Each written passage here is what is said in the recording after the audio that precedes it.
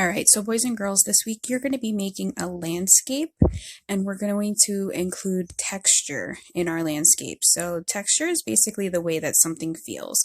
If I was going to rub my hand on this table, it is made of wood. It would feel hard, but it would also feel kind of smooth. If I was to rub my hand on the sidewalk outside, it would kind of feel rough and scratchy.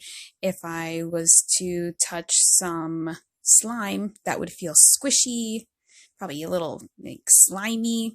So everything has a different kind of feeling. So we use our hands to touch.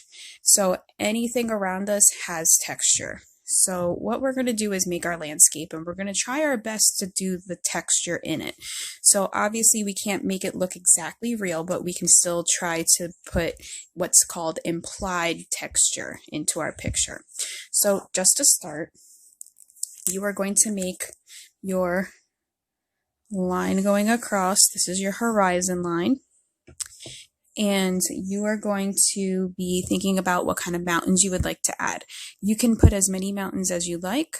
I'm going to start by putting a little one.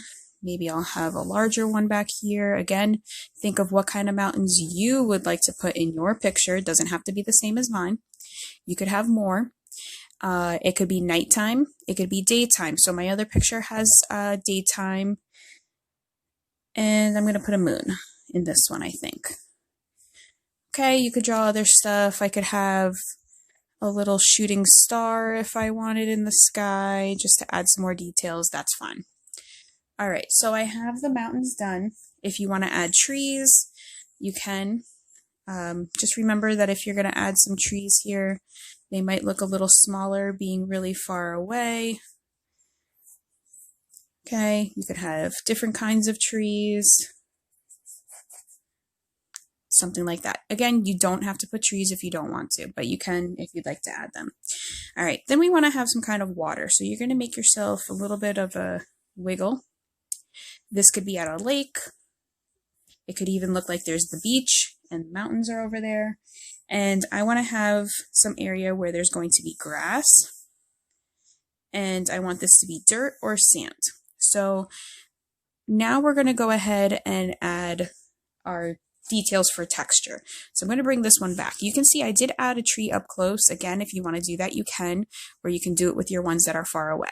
So in your trees that are far away, you do want to make some lines. So this kind of tree is going to have lines in it that's different than this kind of tree. This tree will have pine needles, so they're straight lines.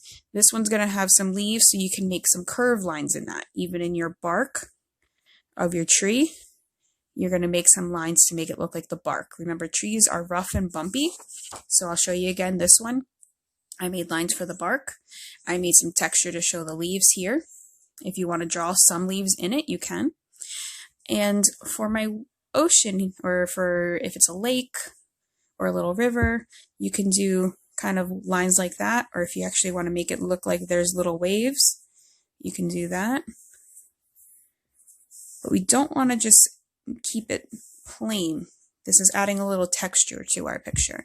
Mountains would be rocky and bumpy, so you can add some other lines like that.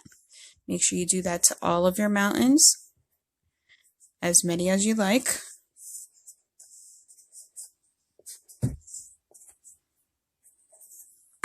All right, so I said before that this would be sand or dirt. So what I'm going to just simply do is add some dots. If it's sand, we obviously can't draw every little piece of sand, but we could add dots to make the texture to look like sand.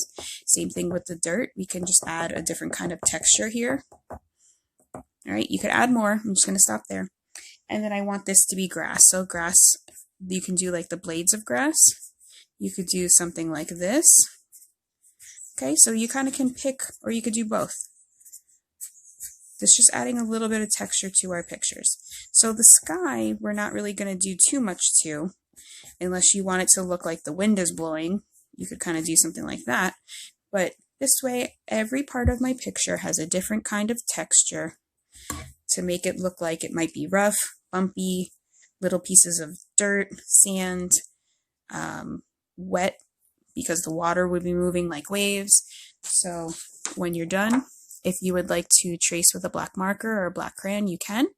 And then once you have that all finished, you can go ahead and color, and it's up to you what colors you choose. All right, so just remember when you're done that you take a picture of your work, post it with your assignment in Google Classroom, and I can't wait to see how they look. Have fun.